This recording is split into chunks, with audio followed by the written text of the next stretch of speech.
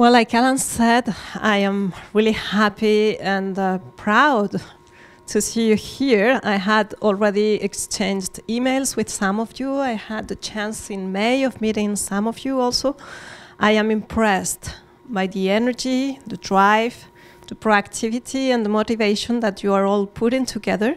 It's not been so long since CureCMD was created, and to get there in such a short time is really impressive. And with this strength, I'm sure we're going to be able to move forward in the future towards finding something that can help you. So this session is planned for you. I'm just going to present a few slides to update you on the clinical trial that I know many of you have been following, and discuss how we can take things from here, and then I'm here for answering your questions and for thinking with you how we can make progress together. So, as Alan said, we don't know everything about the role of selenoprotein, but we have learned through the years working on animal models, but also on patient cells, a few things about the role of this protein. And we know that this protein is important to protect cells against, this is not working, but I think it's okay, to protect the cells against oxidative stress. What is oxidative stress? We are all breathing oxygen, and oxygen in the body produces what we call reactive oxygen species. This can oxidize your cells, but have also important roles. So it's not black or white, they have to be there. It's all about keeping them at a checked level. It's about balance between production of reactive oxygen species and elimination of reactive oxygen species. What happens when selenoprotein is not active or not working properly is that you get a buildup of excessive reactive oxygen species in your body, which is what we call oxidative stress. And this oxidative, thank you. And this oxidative stress can alter the mechanisms that regulate your muscle contraction, and can also oxidize muscle proteins. And oxidized muscle proteins do not generate as much force, as much strength as normal proteins.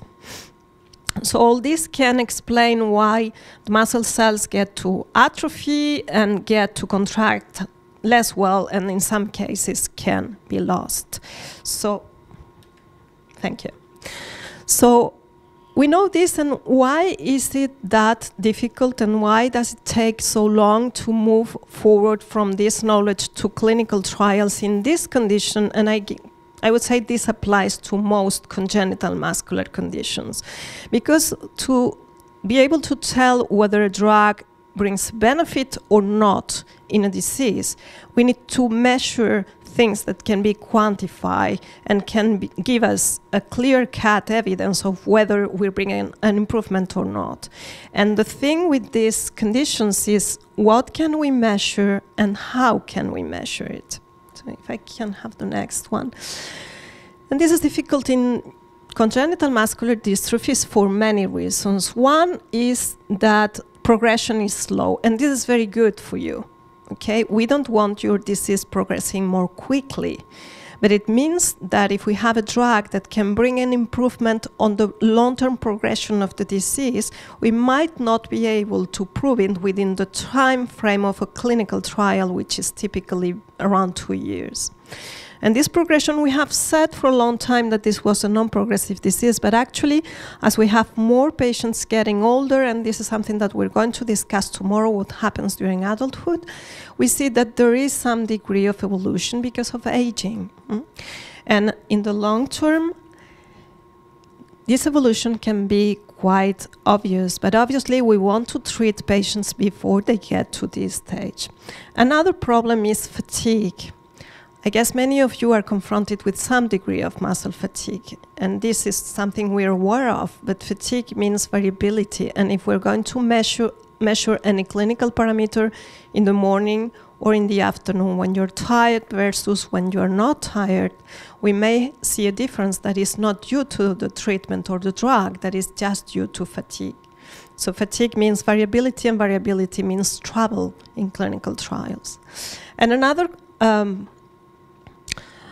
Another hurdle is that, as you are very well aware of, in this disease, the weakest muscles are axial muscles. Axial muscles are neck and trunk muscles, and also the breathing muscles. And we don't have that many tests that have been developed and validated to assess axial muscle power. Most of them are designed to assess limb muscle power. But doesn't mean that we cannot make progress with this. Another hurdle is that the histopathological abnormalities of the disease that we sometimes use as a marker for improvement or aggravation, that is the lesions that we see when we take a muscle biopsy and we look at it under the microscope, are very different in this disease. And this is why some of the SEPN1 patients had an initial diagnosis of multi-mini-core disease, because we saw these small lesions in their muscle fibers. Others had a diagnosis of rigid spine muscular dystrophy, because we saw what is called dystrophic lesions on the biopsy. And again, others a diagnosis of Mallory body, like myopathy, because there were some small protein accumulations within some of the fibers. So this is too variable to serve as an outcome measure, as a measure of impact of a drug. And then the animal model of the disease does quite well when left alone in the standard animal facility conditions. They are really pampered. They have no stress, homogeneous temperature, no noise, very good food, full of antioxidants, full of vitamins. They have no cats around. They don't have to struggle for food.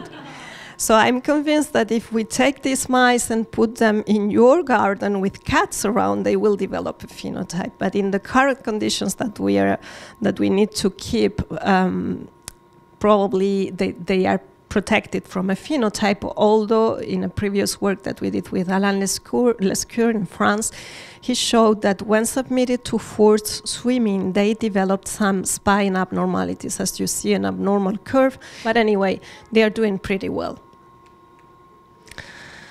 So this doesn't mean that we are giving up and that we cannot move forward. It just means that we need to take this into account when designing ways of moving forward. So what we tried to do first was trying to trigger a phenotype in the animal model to make it more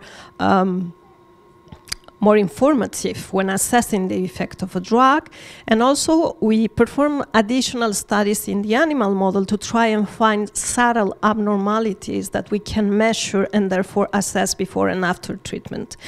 I'm not going to drive you into the details of how we get the mice swimming every day in a basement with my students almost getting depressed. I don't think they have forgotten or forgiven me for this, but actually, to cut a long story short, is that we designed a forced swimming protocol, and we tested 2 dosages of NAC, which is the drug that we had previously identified as protecting patient cells from excessive cell death in oxidant conditions.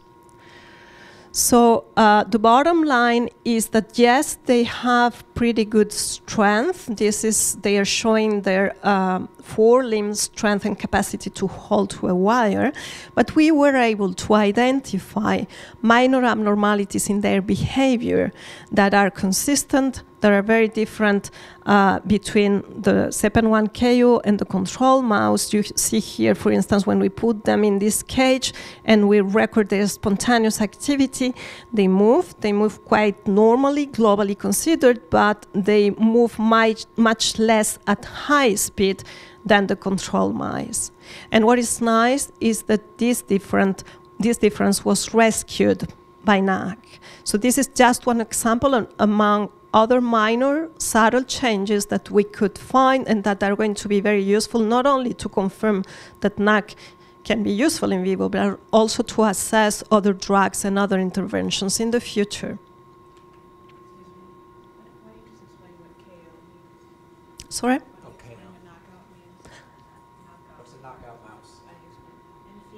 Okay, so the knockout models are animal models in which we have inactivated the gene that is of interest. In this case, the SEPN1 gene. So they do not carry any functional copy of the SEPN1 gene. That's what we call the SEPN1K or mouse or zebrafish or model.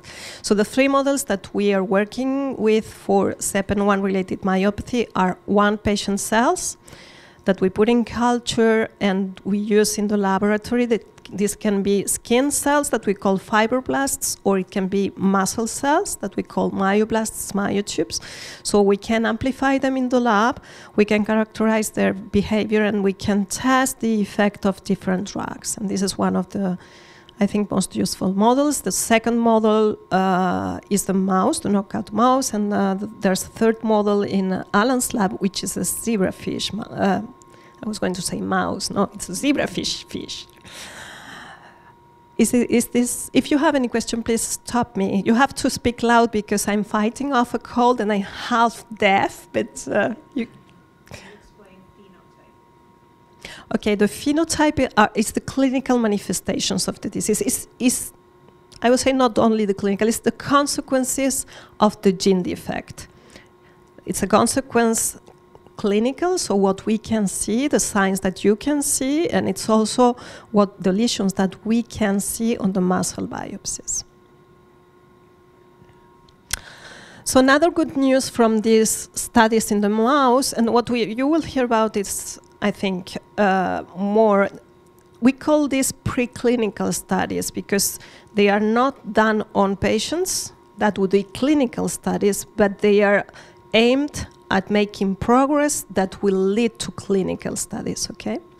So another good news from this preclinical study is that we could identify some biochemical changes, some modifications that we can analyze with kids in the lab and that reflect part of what's going on with the disease. And so this is an interesting example, the ratio between glutathione, which is an important antioxidant in our bodies, that is active versus inactive, is altered in these mice compared to the control. And this happens also in red blood cells that we can take from a blood sample. Why is this important? Because if this reflects what is causing muscle weakness, and we can get markers, that is biochemical abnormalities that we can quantify using blood samples, it's going to make it much easier to track in the long term the effect of any drug. It's easier to get blood samples repeatedly than to do muscle biopsies repeatedly. So again, this is going to be, I hope, very helpful to assess NAC and other treatments in the future. So because we had all these parameters to measure and because we had the evidence that NAC could be effective both on patient cells and on the mouse model of the disease, we designed the protocol for a clinical trial to assess the efficiency of N-acetylcysteine, which was initially planned to include 24 French adult patients among 52 patients currently diagnosed in France.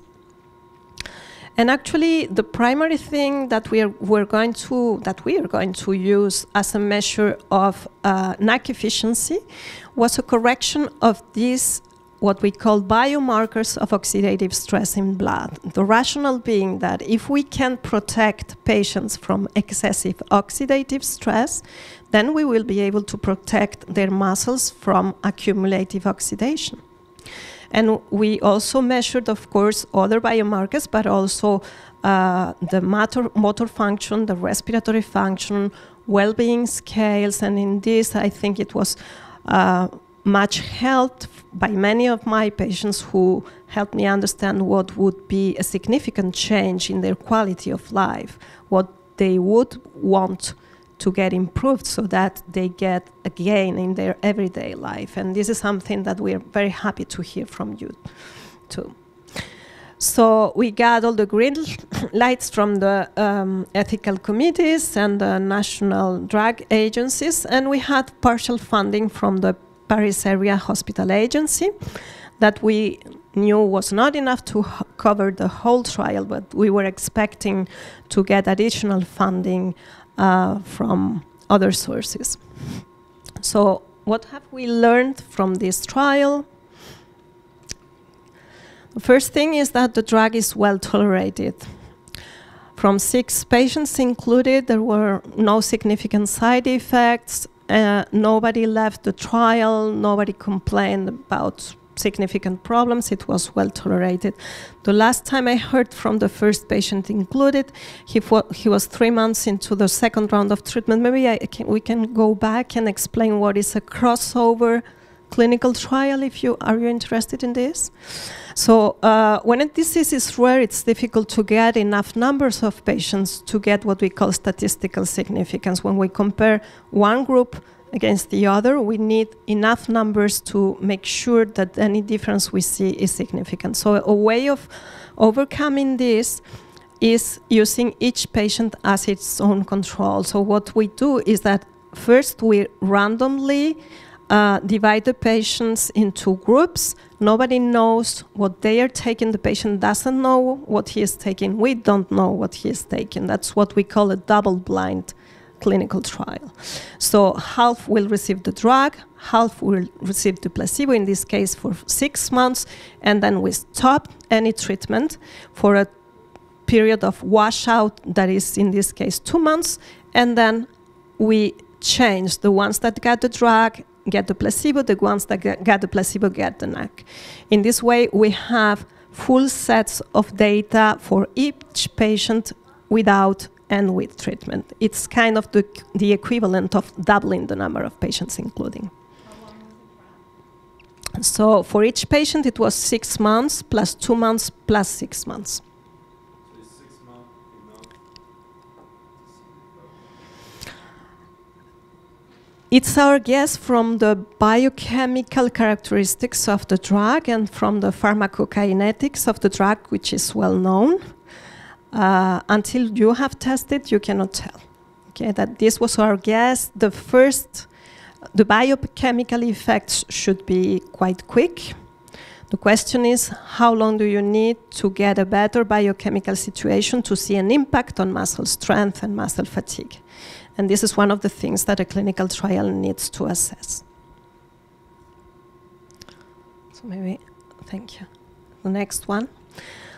Okay, so what have we learned from this?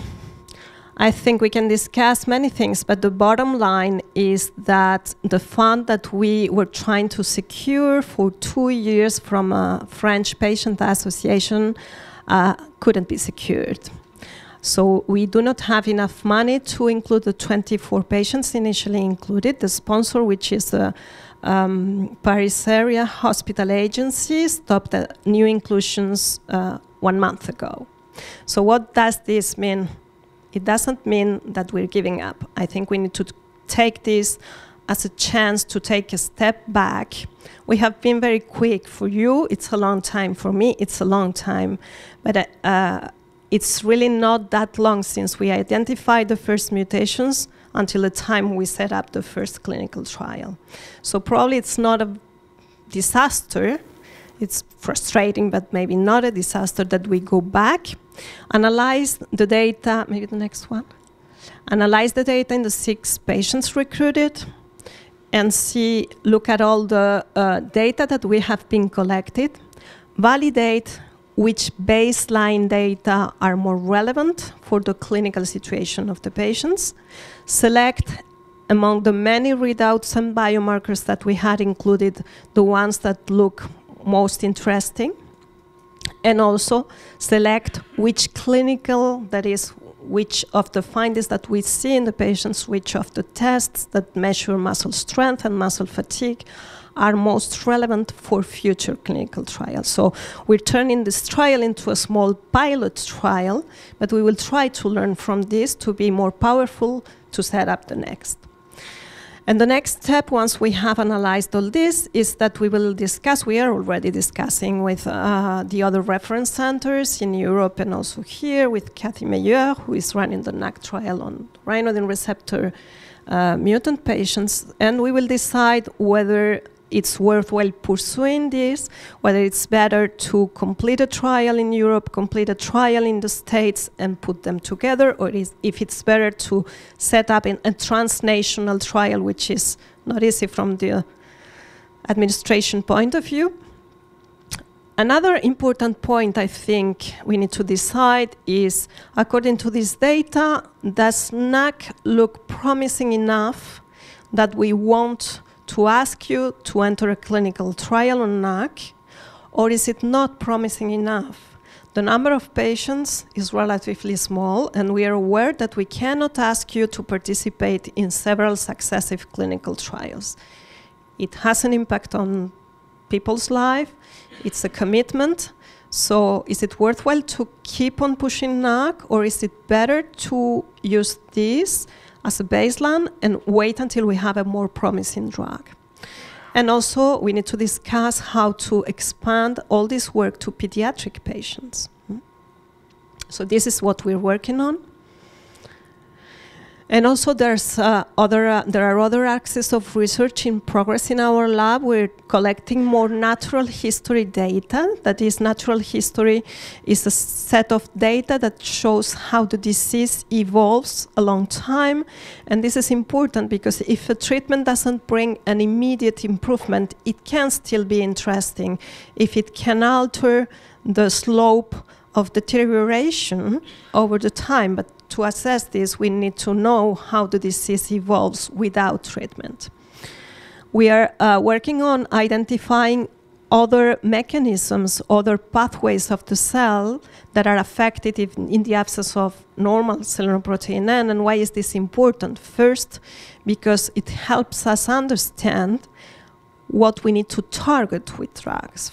One example is muscle bioenergetics. We and another group have found that in the absence of selenoprotein and the mitochondria, which are the energy powerhouse of the cell, do not work properly. So this is another mechanism that we can target with a set of drugs that already exist, but also it's something that we can measure to assess the efficacy of any treatment. So they can be used as new therapeutic targets, but also as biomarkers. We are also trying to think how we can use cells from patients, which so far have been very useful in assessing the disease and drugs, to standardize and use them for automatized tests.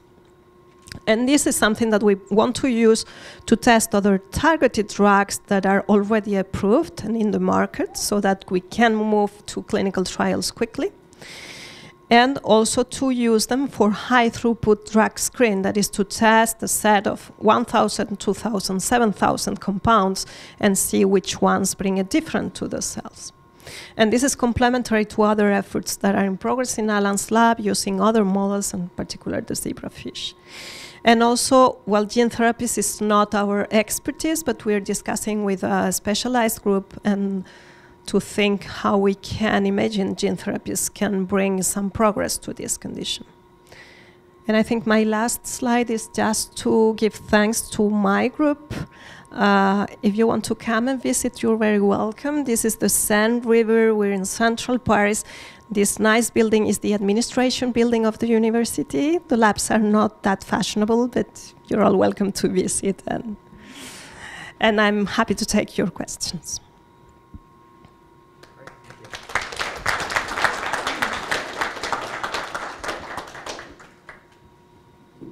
So would anybody like to ask Hannah about the NAC therapy or treatment?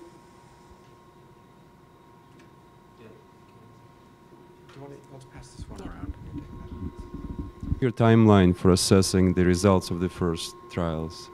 Like how soon? We need to get the end of the treatment for the last patient included, and that will be by the end of the year. From there, we will need a few months to, do the stats, the statistical analysis, and control the conclusions. So I think in 1 year, we should be in a good place to assess what we have. And what I would like to do is set up another meeting in Europe or here to discuss this among all the specialists and decide together how to move forward. Hi. Hello. I think many people in our Facebook group have already started taking NAC because, you know, we're desperate to try anything that will help. So I think the question that a lot of us have discussed is that if we are taking it, what is, once and for all, the dosage that we should be taking? Okay, the dosage that we used is 2,400 milligrams per day in adults. And it doesn't depend on your weight? We were told it was... Just for weight, because the weight is quite standard in most of our patients. Most of them are between 35 and 45 kilos, so Right. we didn't feel it was important to adjust. The variability was very small.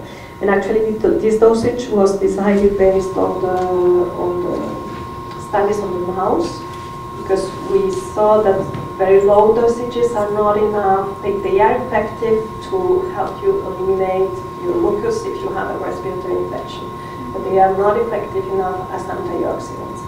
And on the other hand, too high dosages of antioxidants are not good. As I said at the beginning, reactive oxygen species have to be there.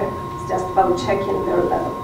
So we decided this according to previous trials using NAC on other conditions, and it seems to be well tolerated. It's a high dosage, and there was no tolerance problems with that. Okay, so I've been taking 1,000 milligrams, too little. Okay. Yeah. We actually cannot tell. We haven't done a dosage escalation study. So it might be effective, we don't know. But Okay. 2,400 is safe, has already been proven safe. Okay, great. There was a trial on AIDS patients using 8,600 milligrams per day for 9 months, and it was very well tolerated. Well, and can you take it in one dose or? No.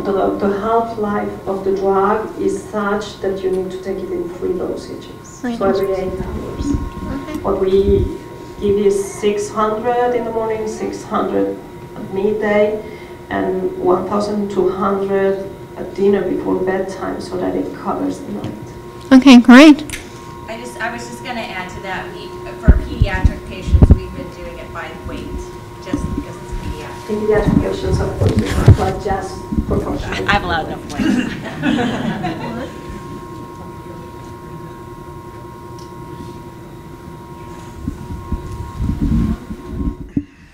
When you talk about funding the study and the funding runs out after 6 patients, can you give us an idea of what it takes to fund a 24-patient study for 14 months? What we had asked for was 280,000 euros. Okay. That would have covered the rest of the trial. Okay. The fund that we actually had was around more or less the same, 280,000. Per person? No, total. Total? I just wanted, I know that RYR1 is using the NAC, pediatric clinical trial. I think it's pediatric and adults. I'm not sure, at the NIH. How closely, I know it's closely related to SEPN1 in some aspects. So are you guys going to look at that information from that trial and see, and do you know when that trial is coming to an end and when there might be information on that? Several posters here. Oh, Also, Kathy Meyer, who is the PI of this clinical trial, is here, so you can go and ask her. Okay. She's very open to questions. Actually, there are some things in common, and the rhinolene receptor NAC clinical trial is based on our work that we did in collaboration with Jim Dolman. And we showed that there is more or less the same oxidative stress is involved in the rhinolene receptor mutant pathology in a similar way as in SEPN1.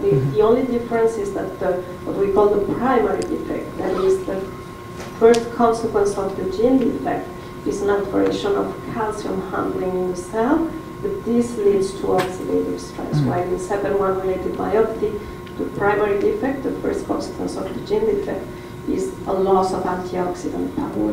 But in the end, we see a very similar situation. Definitely, we are going to learn. We have already discussed a lot with Katie about the biomarkers and what to measure and how, and what the progress they are making is going to inform not only our trials but also many others. So would you say that the dosage that they're using in that trial would be an appropriate pediatric dosage for SEPN1 patients? I think equivalent to the dosages that we are using. Again, the reason why you need to do clinical trials is that you need to get figures, you need to get data about what is the best dosage. Is this dosage effective or not? We have an idea that it is safe, but is it effective or not? And to be able to tell that, we need figures, we need to do the trial. If this cannot be done, another option is that people keep on using NAC, and then we assess over time and retrospectively, and we see how the patients with NAC evolved compared with those who didn't take it. But this is not the most reliable way of assessing effectiveness of the drug. When you create the knockout population within the mice study, is that correlate to known genotypes that have been cataloged for SEPN1 patients? Is it a full deletion? Is it a AG swap? Do you know? So you mean how well the SEPN1 KO mouse reflects what is happening on patients from the genetic point of view? Correct. Okay, so there's a proportion of patients with mutations that lead to a total absence of the proteins. Right. Depends on the series, around 1/3.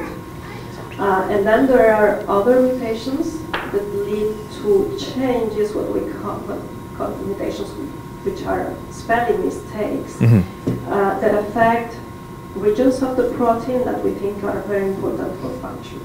So the bottom line is that patients do not have a functional protein. They may have some protein or not.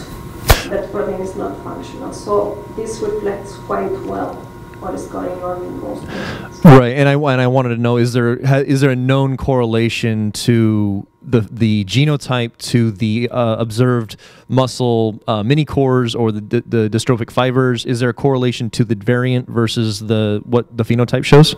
Not clear cut. There are some tendencies. For instance, mutations, the beginning of the gene, what we call the exon 1, has a composition that makes it particularly susceptible to accidents when replicated. So it's a region where there are many mutations in different patients. Those who have 2 mutations in this area and therefore no protein at all tend to be more severe than others. But this is not an absolute truth, because we have patients with mutations there who are not severe and patients with mutations elsewhere in the protein who are severe. So there's no clear-cut phenotype-genotype correlation. We cannot tell from the mutation how severe the disease is going to be, although we do see some tendencies. And this is something that we need to analyze also. It's probably something that we need to do by pulling together as many data from as many centers as possible. We have put together with our German colleagues a series of 180 patients in Europe that we are analyzing now, and we hope we will be able to publish soon. And this is one of the things that we want to discuss. I should say, in the Beggs Lab, we've been collecting a similar series, although much smaller. And one of the barriers has actually been identifying and encouraging people to participate. So Casey Giannetti, who is a genetic counselor and a research study coordinator, is here.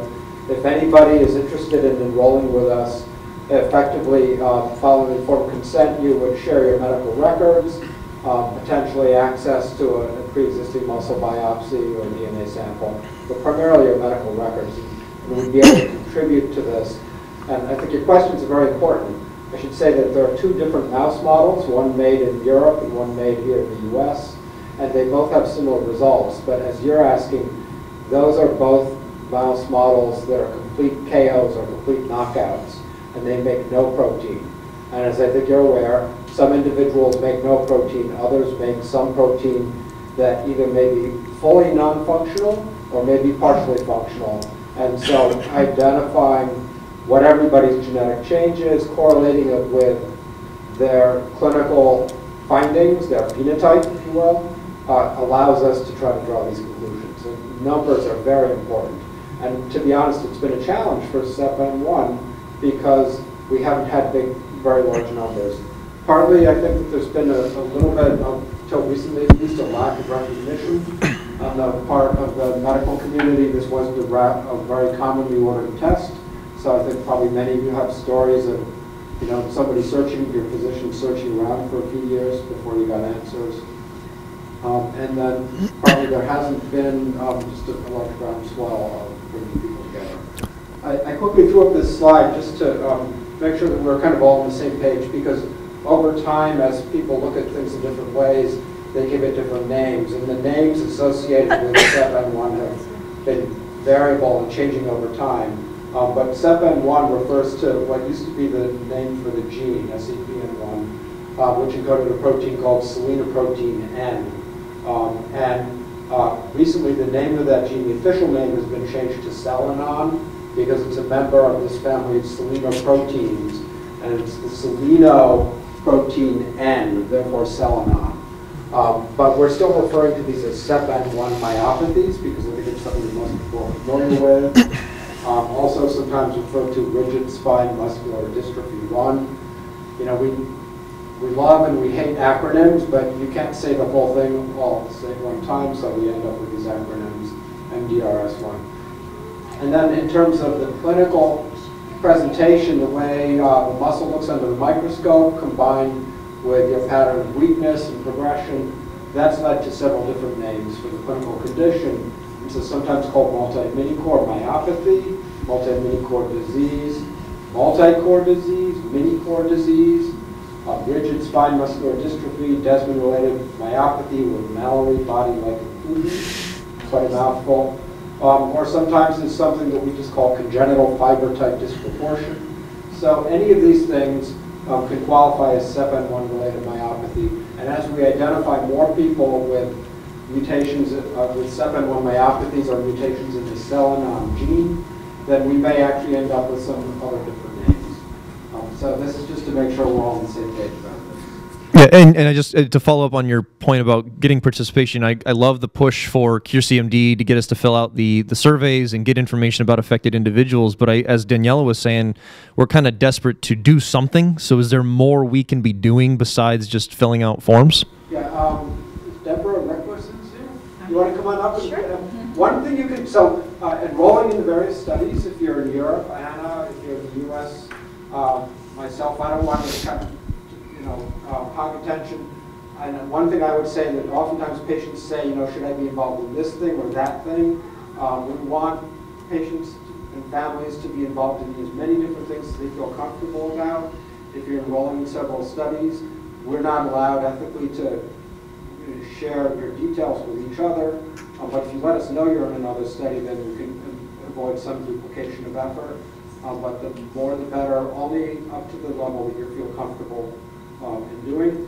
And then Deborah's going to tell you about an opportunity to contribute some cells, which can be very important. For example, our lab just accessed some of these cells to do some studies. So I'll let her tell you. Thank you. Hi, my name is Deborah Requesens. I'm here from the Coriell Institute. CureCMD has a collection with us. We've been together since 2010. And okay, is that better? Okay. So we have been holding some of the cell lines from patients from CureCMD since 2010. We do, at this moment, we have over 150 samples available. And I will step back a little bit. So what we do is that we ask patients and family of patients to donate either blood or skin tissue, and we create cell lines. So these cell lines, and we isolate DNA as well, but we have it in our bank. So researchers and investigators can come to us and just for a very low price and a very easy way get the samples. As you can imagine, it is very difficult for a scientist to come and get a population of samples that they need, right? Because we have to, first of all, as you know, these are rare diseases. This is the repository that I work with, which is the GMS repository, only works with rare diseases. And for researchers around the world, it's really hard to find these. They will have to not only identify the patients, but then get the samples themselves, and then create the cell lines, have the structure to do this, and then also the storage. So we do all this. We are funded by the NIH. The bank has been with us since 1972, so it's a long-standing bank. It is the largest in this type of diseases. So anyway, we really recommend that you guys are very underrepresented right now in our bank. We only have those 2 cell lines Alan just mentioned that we have been given to scientists. So Daniela just signed in. And today at 2:30, we'll be collecting blood at the end of the hall. There are a lot of forms that need to be.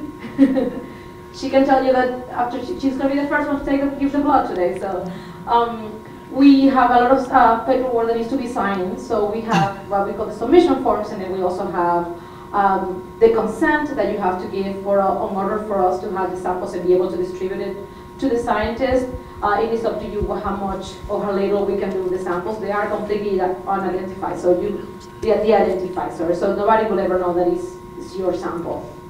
But we are happy to answer any questions. If you don't feel comfortable doing this today with our technicians, just let us know. Send us an email with your address, and we will send you the kit. So it's very simple. Yes, go ahead. How do you correlate it with their mutation? Well, we actually request that patients give us this information. We don't do any testing in-house, so we do request that investigators that give us the samples or the patients themselves give us as much as you can. In fact, we really would like you to give us as much as you have.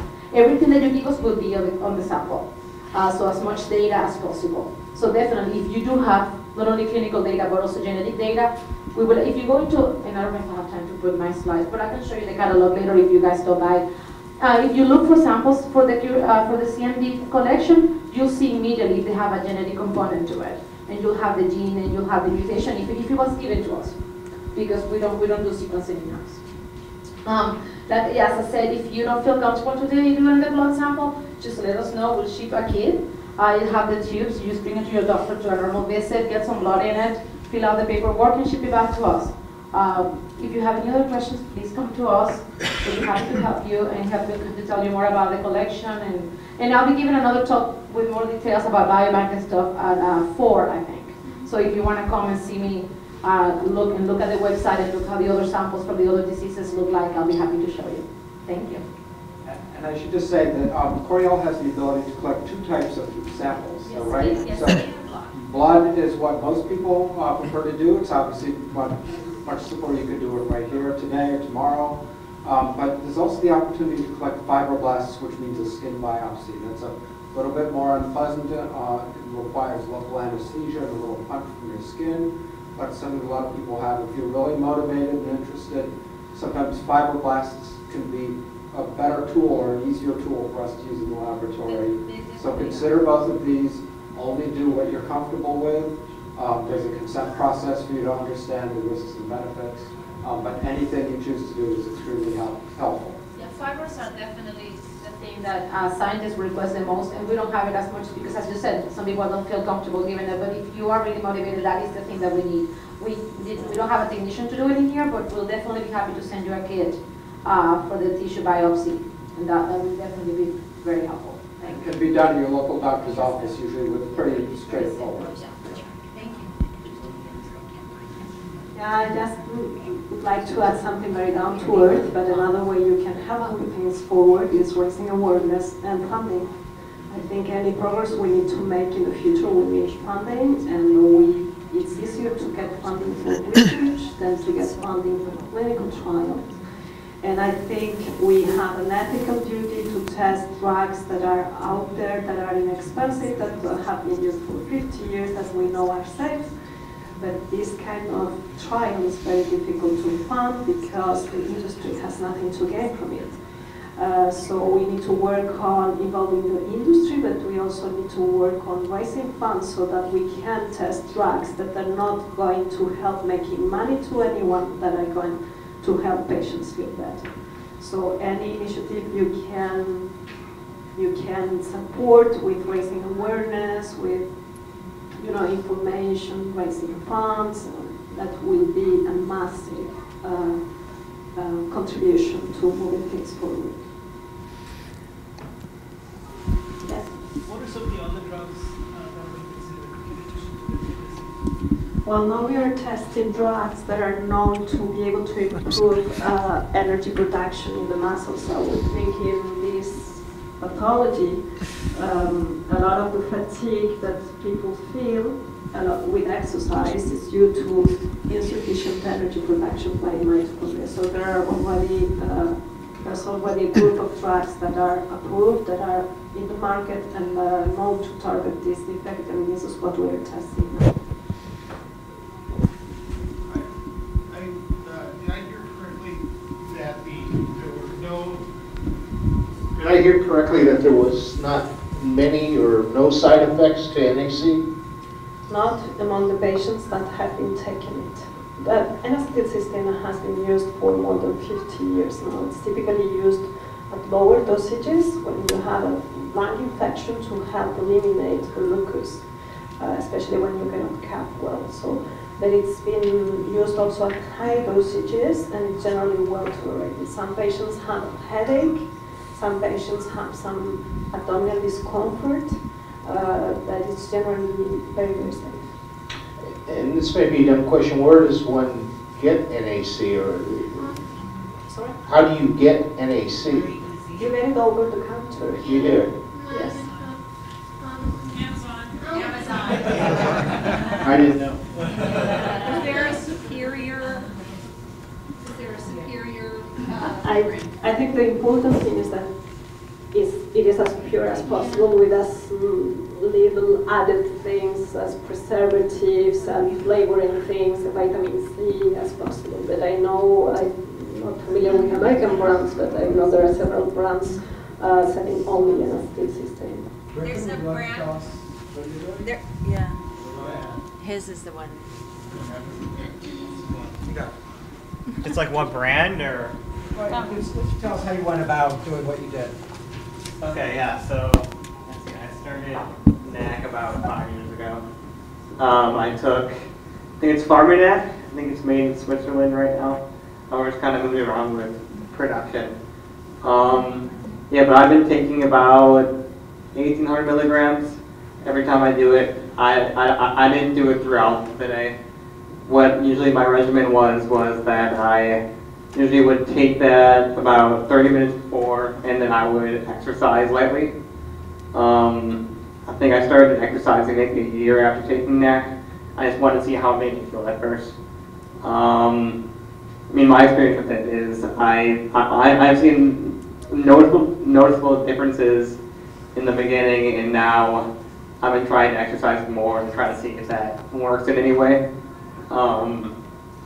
Yeah, and I think every year I've gone in to do strength tests at I think it's Gillette Children's usually, and I think Dr. Banks has that. I'm not really sure what the exact results are, but I know that they're having some improvements over, I think, every year I've done it. I think that they've been slight, however they are improvements. I know strength-wise there are improvements. I'm not sure about pulmonary. I forget about that. But I have noticed that there have been improvements. When I was about 8 years old, I lost the ability to get off the ground unassisted with nothing around me. And then about a year and a half after taking N-acetylcysteine, I could do that again.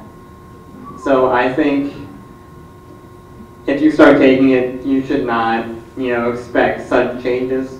Maybe if you feel, a bit better after you take it, then that's good. But for me, real changes started to happen maybe about 18 months after.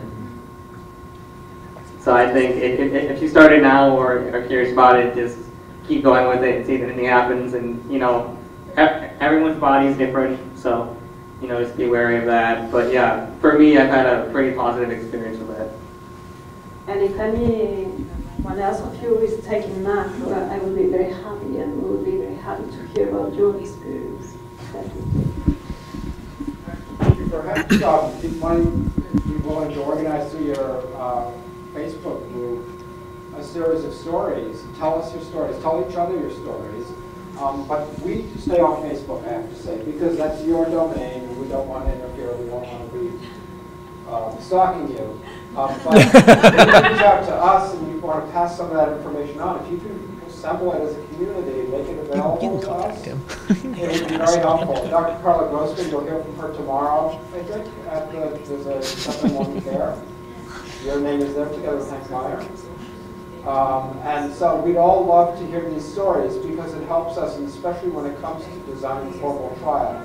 One of the things we talked about at the workshop a month ago is the fact that if you've obviously been taking something, some form of treatment, you have to be willing to consider stopping to take it for a while, have a washout period, in order to measure, and would probably, whatever trial it is, would involve some people not taking it for a while and other people taking it, and crossing over, potentially.